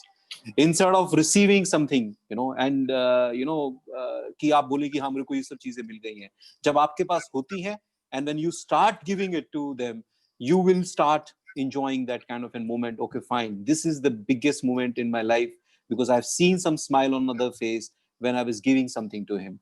So this is what we have to teach to the youngsters. And यही हमारी एक चीज होती है जो हम बताते हैं कि just prepare yourself, don't copy the things from others, make your own ways, right? look into all the alternatives. No one knows, like कि आपको लगा कि मेरे को 1 crore की गाड़ी चाहिए और आपको मिली 5 लाख की गाड़ी मिली, वो भी सेकंड हैंड मिली, और वो गाड़ी ऐसे है, बिकॉज आप सोच कुछ हो रहे हैं या मिल कुछ हो रहा है लाइफ में, and then you are not happy. ठीक है, so don't run faster than the things can be with you. So just be in time, just plan the things accordingly, and just look for the things which you want to have out of that particular thing, right? So don't value the things with money, everything. You just have to value relations, you have to value your time, you have to value हमारे पास एक जो चीजें हैं, हमारे पास culture है India के पास, और हम इस कल्चर की बात करते हैं. अब हम चीज करते हैं कि हमारे पास ओल्ड एज होम क्यों बनने लगे हैं, हमारे पास ये और चीजें क्यों होने लगे हैं, डाइवर्स ज्यादा क्यों होने लगे हैं. ठीक है ना, ये सब चीजें प्रॉब्लम क्यों हो रही हैं? बिकॉज हम अपनी चीजों को भूलते जा रहे हैं, right? We are not focusing on the right things. ठीक है, हम किसी को स्पेस ही नहीं देते हैं. आपको स्पेस देना चाहिए. You have to be become the good listeners also. ठीक है ना, सिर्फ बोलना नहीं है. We have to be good listeners also, and you have to look into the all the, आपने जो बोला उसको सोच के बोले, because once you have said something, it's not going to come back. So in this way you cannot disturb that kind of a relation with anyone. So you have to be very calculative when you're speaking out. ठीक है, एक बार बोली हुई चीज वापस नहीं आ सकती है. So ये सब चीजें हमें बच्चों में सिखानी है कि how to maintain your relationships, how to control your emotions and stress. Just do what is you are capable of doing, right? Don't overstress yourself. और ये जो ओवर स्ट्रेस हम करने लगते हैं कि every individual is different. No आपको बता दूं मैं कि education is more about egalitarian approach, where the teachers has that kind of an responsibility and honest to water each and every plant, but the teacher cannot have a guarantee that each of the plant will grow in that particular size and identical shape and size. It is not a factory. Education system is not a factory. We have to get इससे हमें थोड़ा सा दूर रहना पड़ेगा. We have to think in that way, that is a more agrarian approach, wherein you have to give the best what a farmer or a एक माली, एक gardener जो दे सकता है उसको चीज को करने के लिए. But you cannot make identical things. You have to look into what that particular thing is more interested in, उसकी actual characteristics क्या है, उसको क्या करना चाहिए. पर लेकिन एक मदर भी होती है, मदर भी कहती है कि ओके फाइन, एक बड़ा बच्चा है, एक छोटा बच्चा है, कि आप उसके जैसे नहीं हो. You are not like him. You do this. This is not good. Your sister was more, she was more intelligent, and you are not behaving in the right way. We start comparing, and that way we are pushing a lot of pressure on, the other person. So we have to get rid of all this thing. So you have to, okay, जो कर सकता है उसके ऊपर ध्यान दें. If you really want to be good, you want to be a good mentor, you want to be a good teacher, just look into what that person is capable of. You have to identify their characteristics which in which they can flourish. So that is one thing which we need to understand, and we have to work on that. So then we can be very much there on that emotion quotient, so that caring, sharing, expectation from yourself also, ताकि हम life में कभी उदास ना हो. We should be happy all our life. Thank you very much, sir. It's a brilliant take about your analogy with the agrarian approach and how the process of watering the plant and trying to create different plants. I'd like to ask Aditi ma'am to come over and just to give a kind of a thought and a thread which we can take forward as to how we can actually look at recharting the entire education revolution, given the current scenario, the current process. Yeah, Aditi ma'am. Recharting? Yeah, rechart. We are just stepping into a new domain, in my opinion. And we need to, together, resiliently and collaboratively, try and build a more wholesome education system. We have to teach differently. We have to teach different things. Because there were a lot of things. One of the questions in the chat box said that, what are the things children will not learn online, for example? How can I teach them to be friends with each other? How can I teach them that you will share a tiffin together? You may have a fight, and in 2 hours you're going to make up with each other. तो कैसे सिखाया जाएगा? Caring, sharing, dance, music. Of course, we're sending out videos. Of course, we're encouraging them to learn certain things. But ये जो एक नया एक परिवेश मिला है हमको, we have to work at it in a very, very different way. I think all of the best heads, I think we are very fortunate to have Dr. Pandey with us, because he's one of the most well-known think tanks in the education field. He, Dr. Amita Vatal, they're all working on these spheres. And I mean, I'm in the periphery, I'm in the second line of, so to say, because I talk with them often and they talk to me. We need to redefine what are we getting at. We need to relook at what we have been teaching, and we have to realign all our goals. I think that's the way forward, because abhi chart banana to bahut, we are not recharting anything. We are taking baby steps into a new domain, and we need to concretize these and then put it forward as a more robust system which may carry on and will stand the test of time. Arindam, I have a problem. I had promised, you have just spoken about the gift of time. I had promised class 12 that I will be with them at 12:30 on a Zoom chat. I thought we'll be over by 12. Yeah, Arindam. Yes, sir. If Aditi is leaving, allow me to say one thing. Yeah. That one of the new skills that we all have to learn, as Mr. Rakesh has also said, be a humble person like Aditi Mishra, you know. So how nicely she uplifted me without any reason and exhibiting absolute humility. I'm grateful to you, Aditi. Yeah. So you know it as well as I do.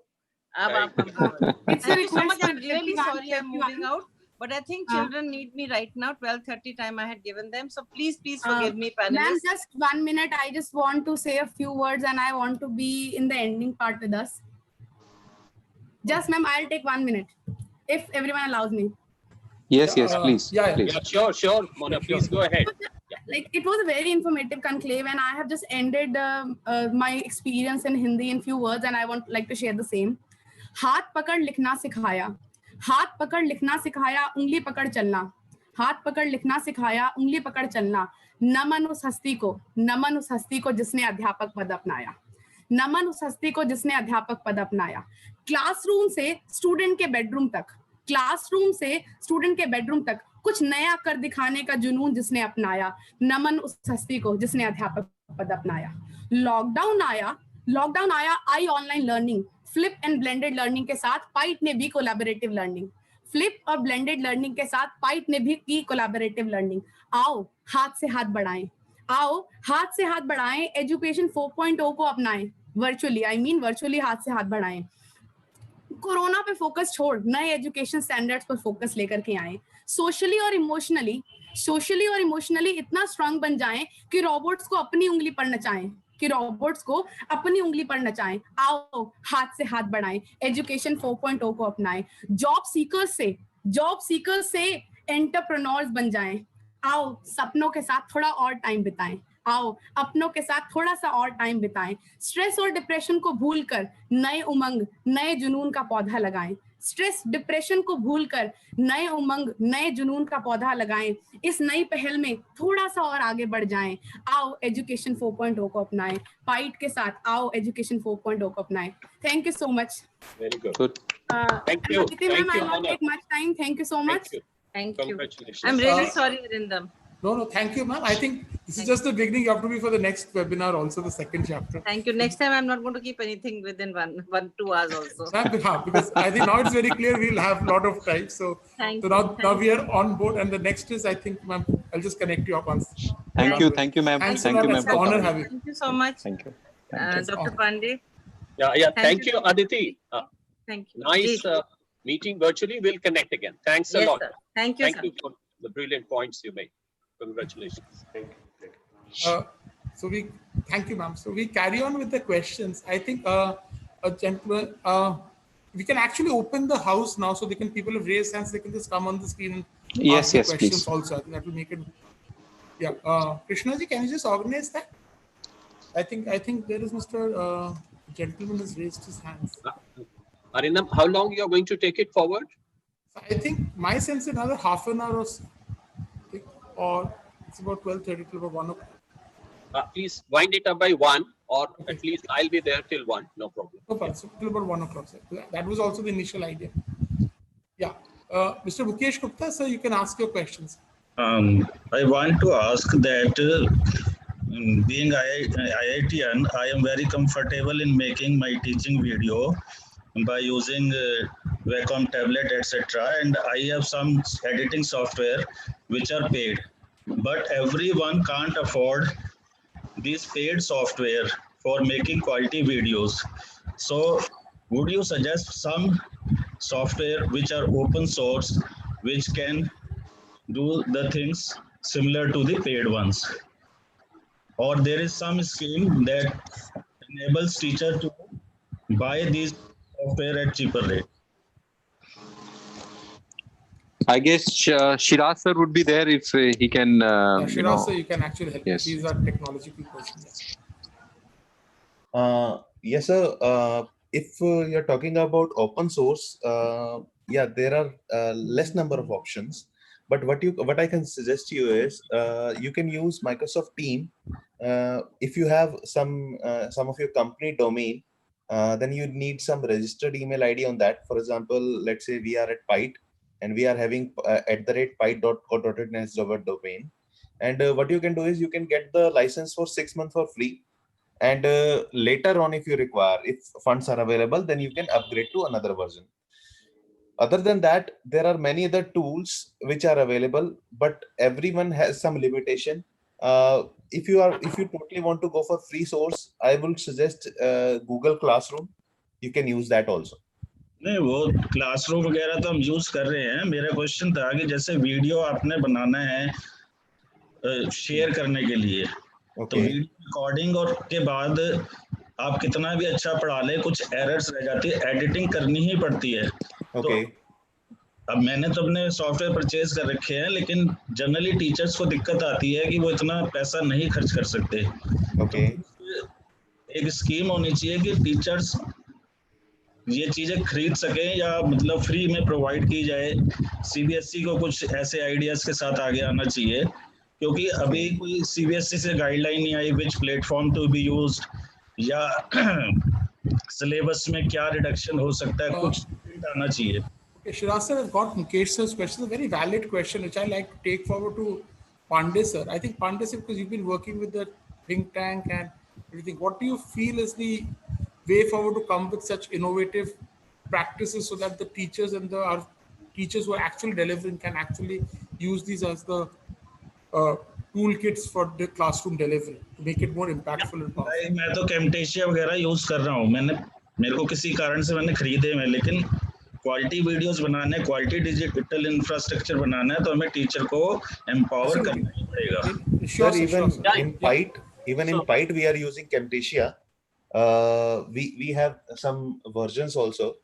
I think Shiraz sir, perfect. I think what we can do is, I think we can take Pandey sir's opinion and view on this, because he's actually working and helping develop things, and how does he believe the system can move to the this process can be you see, his question has got 2 or 3 parts. Yes, his basic question was how to improve the quality of video. And to improve the quality of video, is there open source software where we can improve the quality even without paying a lot of money? So that was the crux of his question. And then there are 2 corollaries to that question. So the first thing first, whatever softwares are available, even with that, a quality video can be produced if the video making capacity is there in the teacher. And therefore, what I have done is, if all the teachers are not good at making videos, we have from our IT section, or some teachers who are naturally very good at making videos, we have attached them, and those people are doing a kind of production. So a production unit consists of the teacher for the content and the technician for improving the quality of video. So this is my response to that. The second thing is a lot of sources like Diksha, Swayam, Vidyadan, these are our own government sources which are coming. And also Khan Academy videos can be embedded straight away, and perhaps you don't need to make another video. TED Talks in education, there are a lot of videos available on a lot of topics, particularly in terms of building the capacity of the teachers So those videos can be embedded in our training programs, and they are also very helpful. So I think we have to deploy a range of sources available, and just one source dependence, in my opinion, is not advisable at this stage. Thank you very much, sir. Sir, also the next question is directed to you, and then I'll take it to, uh, I think Okay. Dr. Gulati mentioned a beautiful concept of Society 5.0. Yeah. I was thinking about it, and you have been working on SDGs and other things. So virtually, you're moving towards a progressive and a futuristic society. How do you see this transition, Industrial Revolution 4.0? I would say the milieu or the mix of IR 4.0, Edu 4.0, and Society 5.0. How does these all three things get interconnected, interlinked, and how we can move to the next journey? So first, I'll Absolutely. take your view, and then Mr. Rakesh Dayal can actually add. And yes, please, sir. Absolutely. If this question is addressed to me, I will Yes, respond briefly. yes, yeah. But I would still suggest that Mr. Gulati is the best person to answer it. However, I am only making a hypothesis here, and probably a challenge to the education community which is involved in this particular webinar, that if education is perceived and deployed as a mechanism to build societies, then that dream of Society 5.0 can be achieved much more easily. So far, the education has been treated as an instrument to build individuals, and building individuals has been little faulty. And therefore, Rakesh ji was saying that it has served the purpose of the self. So you are studying, you are getting a job, you are serving your purpose, at the most your own immediate family, but the connect with the society is somehow missing. And therefore, education for building society, I think that should be the next slogan to serve this purpose. Now, what will be the mechanism of processing of this is that our whole experience that the children get, there is a saying that if you appreciate a child, the child will not turn into a cynic in the society. You get the point? So what kind of experience we give to the children, what kind of choices we give to the children, what kind of value system we inculcate in them, and if they grow without fear, without anxiety, without bad experiences, and a very strong safety net of socio emotional experiences are given to them, then they will grow as a very accomplished individuals. And in their workplaces also, they will start valuing these things. If they value it and transfer it, the entire workforce will convert into somebody who is working in collaboration, solving problems, putting their whole effort for the benefit of others and for the benefit of society, and so on and so forth. So I foresee education playing a very, very important role in creating a kind of society that we are envisaging as on today. Rakesh, sir, your quick views on this, because you've been in this entire process of this societal churning. So, how do you visualize this entire transformation? Just I was on a bit, a different call. So you just can give me a bit of like I think question. it is basically the question that drift was like, see, we're talking about Industrial Revolution 4.0, Integration 4.0, and ultimately this is all got to morph into an evolutionary process of a new society, which actually Pandey sir also summed up beautifully that entire process, how we can actually look and create this new society. So this entire thing is, what is the quick take on it and the view on it, that what should be our way in which we can start connecting the dots from an education perspective at the school level, the college level, what we can do so that we can actually create a better society for tomorrow. Yeah, look, for the better society, you have to evolve, and for that thing, you need to be a good learner, and you have to learn the things like this EQ and SQ, and the more moral values, the more cultural values, like जो हमारे एक education system में से, because of the Britishers, they have got us into a different kind of an education system, and then we started blindly following that kind of and stuff. you can remember the kind of the education system which we were having before this Britishers came to India. We were used to have all this kind of gurukuls and all that stuff, where we were having very strong family values and culture values and things like that. So we have to again come into that kind of stuff where we're gonna teach them all this kind of stuff so that we can evolve into a better society where we can have this kind of thinking and values of sharing and caring. Then we don't need all this kind of an old age homes and this kind of and all that stuff. And all the time you see that the ratio of the percentage of the people getting divorced nowadays, why it is happening, because we don't give space to anyone else, right? अब जो हम बात करते हैं, we talk about like कि you have to be virtually connected, but जब when there was no COVID, even if you are at your home, you are talking to your brother and sister through your WhatsApp. You're talking to your friends, but you're not talking to your family. So the thing was, there's a totally disconnect. We are in a family, but we are not talking to each other because we are all the time we are focused on the things, on virtual thing. So just give it a break. We cannot be too much virtual, but if you are in home, you should be at least face to face, and you should talk to your parents, give some time, interact, talk about what you feel good about and things like that. Because we were doing all that stuff. We used to have that kind of a common space where we need to sit together for common meals and things like that. But all these things are going away nowadays. Now what you see is earlier, like you were having one TV at your place, the whole home. You have only just one TV, one television. Now later on, now these televisions became part of each bedroom. Earlier you were having that in your drawing room. Now that became part of your bedroom. Now everyone was having their own taste, because this channel I want to see, this channel I want to see. Now the kids are watching separately. Father and mother, they are watching separately. Now they are not even watching television, right? They are on Netflix, right? They are watching on their tabs. They are watching on their laptops. So no one knows what they're watching. So this is what has come.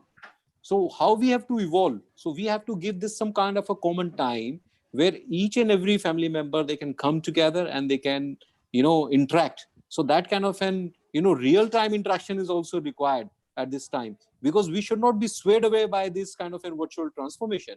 If this virtual transformation has taken place and that has become because of this difficult times, because we don't want that much of blendedness, right, of virtual thing into our learning process. We need it, but it should not be of that proportion. So we then have to cut some kind of an virtual our participation in that kind of a virtual world, lesser in other platforms, right? If some reality, if some requirement is there for the other things, so that we have to counterfeit, we have to do some kind of adjustment somewhere else, so that the proper blend remains the right one to digest. ठीक है, हम बिल्कुल एक चीज को एक तरफ नहीं लेके जा सकते. We cannot have 90 to 10% blend, right? We need to have the right kind of a blend. अब ये right blend क्या होगा, कैसे होगा, that depends upon all individuals and all the families and all the teachers to decide ki what kind of things we have to give to the students and to our families, so that we can have a better society in totality. Yeah. Thank you very much. I think because as Pandey said, actually we'll take the last two questions, and then we'll actually, because for the next session we'll actually have to plan a longer day. I think it was brilliant to see so many people staying back for about a 2-hour session, which is actually unthinkable. I think Dr. Pandey sir, I think the question is to you. So because this is the thing, sort of education 4.0, I think a lot of new skill sets will also emerge out of students and people. So what do you believe, how we can actually tailor the curriculum so that we can cater to multiple intelligence level of students? Like someone might have an interest, like if I were to look back into my own skill set, I had a tremendous interest in the sports, music, as well as maths. So how can you look at catering the curriculum towards these multiple intelligence and interest levels? Yeah, Arnab, I think I did mention about it in the beginning, my opening remarks, that we have been a society where career choices were societal familiar expectations, right? Now the things are changing, and we had to give multiple choices to our students, and we have to allow them to pursue what suits them the best. I will for want of time, I will not narrate it, but I will only mention it in a very, fleeting manner. The year Albert Einstein wrote the theory of relativity and he became famous. At about the same time, he wrote a letter to his 11 years old son, Hans Albert. And Hans was learning piano at that point of time. And Einstein wrote to him that, Hans, you're doing one of the most amazing things because you are learning what you are enjoying. And at your age, learning piano and doing carpentry are two best things that you should learn and enjoy. Even your teacher, if she doesn't give any assignment around piano, you should create good music and enjoy it. You get my point? The purport of the whole thing is that do we have that courage within us to let the children be what they want to be? And another thing is that we have to change our mindset in a manner in which we prepare children not only for them and not only for ourselves, because we are the parents. We have the copyright, we have the biological right, we have every right on them. Nobody is going to challenge it. But I think we have to prepare them for the world, that what they are going to do for the society, what they are going to do for the world. And they will not be able to do anything good for the world if they are not doing something what they are enjoying. So, and they're not doing something what they are very good at. So you look at your own example, what you were trained for, Arindam, and what you are doing now. You get my point? If many people do not know about you, I think you should reveal it to them one day. And so that is the whole thing. And that thing is happening. But my regret is that that is happening out of lamentation, happening out of tension, happening out of unhappiness in the family, tensions. I think it should happen as a natural course in which it should happen. Okay, thank you. So I'll just like to ask Gulati sir, because he's not spoken for a while, just to quickly add, because I think it's a kind of creative domain, how we can do it, and then we can move to the next last question from Aarti ma'am. She's raised her hand for a while. I agree that wherever there's a passion, you can get involved into that, and that passion has to be analyzed by what you call the today's generation of parents. I mean, how to analyze and how to align it. Let me give you some example, because I always believe in basics and what can be next to your approachable to your hand, you can do it. These days I am watching the kids getting lot of stuff from the video to get a teaching of addition of numbers, multiplication of numbers. Let us take a very simple example. 2-digit addition, 1-digit addition, all those things. And they are first giving them the concept and then giving them the next example, practical. If there are 2 apples, if there are 5 apples, if there are 15 apples, you add it as tens and ones and all those things. See, now look into this simple example, asking your children, go ahead with the recent bills, maybe from Amazon, your parents have purchased, maybe from the vegetables which they have purchased, and wherever there is a 2-digit transaction, 2-digit numbers are there, you take 2 and add them. And you will serve 2 purposes. You will come to know if my vegetable cost me this gram of this much. And then the second thing is, if I purchase anything from online, it cost me this thing. It is creating both the awareness, the curiosity, the aligning them to that, and then solving the purpose also. So this has to be initiated from both the angles, from the teaching angles, throw them out in the market. Don't keep helicoptering in their head also, do this, do this, do this. Ask them where you can do this 2 examples, you can bring it to us. Let them search it out. Tell them, I mean, there are how many doors in your house also. Tell them how many beds in your house also. Can you count them? Can you move with the number of chairs in your house also? How many carpets are lying there? How many flower pots are lying there? So there are so many approachable things where you can make them think. And when you make them think, then you analyze, then align them towards creating a person which knows the real world around him. Taking another example, on the higher side, see, everybody is traveling, used to travel from one place to another place. I take a simple example of traveling in the metro. There are a lot many good maps of the available in the online also. People can try this also. And there are timing given to that from one station to another station. Now you are making them, if a train is subject from part A to traveling part B, and this is so many kilometers, and your vehicle is driving so many kilometers per hour, and there is another portion from D to E. So there you give a distance. You say, I mean, how fast you will reach if the speed is this and this. This is a simple question at any given level of the school. So don't give like this only. Ask them, look into this map and devise how many stations come between them.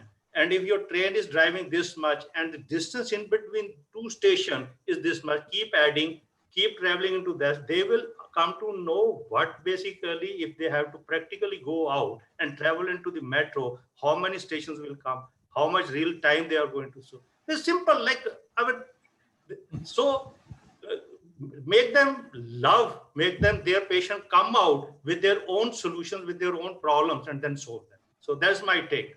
Let us go to very basics on. Fantastic, sir. I think you've spoken about what I call is more about experience and learn, and you make learning fun. Simple. Absolutely, absolutely. Aarti ma'am, your question, we can actually unmute her. She can come on the screen and ask her question, and then we take it, sir. This is Aarti ma'am, your question.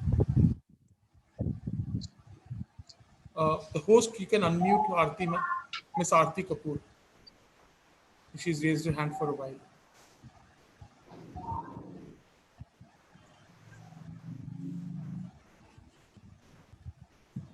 She can unmute herself. I've asked to unmute. Yeah, Aarti ma'am, you can please unmute and ask the question. Because I think Pandey sir will have to leave, so maybe you can please ask the question. And yeah, Ms. Aarti Kapoor, please, your question, waiting for your question.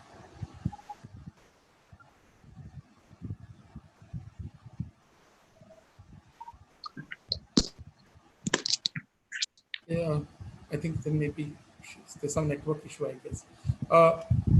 Pandey sir, your final comments, then we can have Rakesh sir's final comments and Dr. Gulati's final comments in the session, and we can actually. Okay. Yeah. Thank you, Arindam. Thank you very much. Thank you, Mr. Gulati, Mr. Rakesh, and teacher Mona. I think her name is Mona. And Aditi, of course, has left. I think it's been a wonderful session. I think we go to education 4.0, or maybe we go to 5.0. I think certain things will remain constant. And those certain constant things are the eternal values of the human being and the finest qualities of the human being, which will always remain the same. And that is something that educators must never forget. The purpose of education is flourishing of the humans. And flourishing of the human has got two parts, cognition and character. Up to now, whether we are in education 3.0 or 4.0, our focus has been on always on cognition, preparing ourselves for the assembly line. I think we have to be very intentional and purposeful in mainstreaming character building, socio-emotional, behavioral aspects, teaching them to empathize, be compassionate, be forgiveness, being kind to each other. I think these values will always weigh far above than any of the cognitive technical qualifications that we gain. And that is what educators have to keep in mind. Two or three things, if among the audience there are some parents or educators, to their children. I think let's tell our children to count their blessings. I think Rakesh ji or Gulati sahab mentioned it. Count their blessings means every day find one or two reasons for which you have to express gratitude. Write down somewhere in your diary that you are grateful to so and so for this excellent thing. The third thing which is very important is look after yourselves, your own well-being. Put on the oxygen mask on you first before offering it to anybody else. So do exercises, do meditation. And the last thing, my suggestion is, please do not compromise with reading. More you read, more you learn, and more you connect yourself with the rest of the world. So that's my humble suggestion. Thank you, Arindam. Thanks a lot, sir. Now, Rakesh, sir, your views on it. I will say the final words about this particular conclave. That it's an eye-opening for not many people, because you have opinion from different, like from industry side, also from higher education, from the school side also, and from startup incubation domain also from Rajiv Gulati ji. So all these things, like, and when we are deliberating on this concept of education 4.0, it gives a lot of in-depth understanding of the fact that we just not have to chase. We have to stop. We have to understand that what exactly life is, and education 4.0 is more about learning your values, like the things which you are good at. So that is your creativity, that is your critical thinking, that is about your emotions. And like if we have to get into move forward to education 5.0, then definitely that spiritual question will come into play. And we were very much there in all these kind of an aspects in our earlier times. So then we have to again catch up with our old times, the old education system, which will focus more on these kind of values, and where the ultimate goal would be how you will be happy and how you can make this world a better place to live, then a prosperous place to live. So it is you have to change that dynamics. As earlier we were just measuring and evaluating countries by the GDPs, but now we have focused on this gross national happiness index kind of and things, which is more relevant and which is one should look forward to, I guess. So thank you for coming and joining in this webinar. So it means a lot to us, and this is honors on us, because this summit says it is Edu Leaders Summit. It was not for the students, it was for all the Edu leaders, and you have to take it forward, because you have to educate whoever is around you. You have to tell them, okay, fine, this is what education is all about. Education is not about cramming. Education is not about succeeding and getting good marks. Education is about learning all the time, and which goes with you. And and anyone can identify you, okay fine, because okay fine, he's a learned person, right? Because he understands things, because he cares, because he have that etiquettes, he knows like what to do, and he respects his elders. He love the children, so he's not there for money. So that kind of an ethics and all that systems, which we is very hard to find in today's time. So that we can instill in the students if we give and impart the true knowledge and the true education to them. So that is what the onus is, and that is what this webinar was all about. So because that is like giving the true meaning of education, and it is not commercial, it is more about understanding it in a better way. Thank you very much. Thank you. Like Rajiv Gulati, say your last parting thoughts. And Yeah, these are like the beautiful words which Rakesh ji has said. I mean, the values which we have to impart. I mean, like um, uh, we have to believe. We kept believing that the ustad, the teachers, are the real flag bearer of any country or of this world. And the reason being, they are always with the young mind, the youth, and youth is the future. So they are the main. Now their role has become more important when they are connected one to one and they are addressing these challenges with each and every student, either in their homes or otherwise also on the chat also. So look into this, that how they can make themselves, skill them, reskill themselves to adopt this whole scenario as fast as they can, so that they can deliver their mandate on this new way of living, this new normal which is coming, and there are new norms also from regulatory authorities which are going, where you can have dual degrees also and all those things. So they adopt themselves, create a society where ask your students to come out with the ideas with practical analytical thinking, and definitely related to your life, the real life. Unless until they are exposed to the ups and downs of the life, it is very difficult. The moment you throw them in the water, even they have not touched the water in their life. So enjoy their failures, celebrate their failures, let them become the innovators of that, and let them tell them, communicate the stupid things, because that is what we always listen from the startups every day. That's why they are called the innovators. One of them ideas, when clicks, it becomes a big thing to change the whole society also.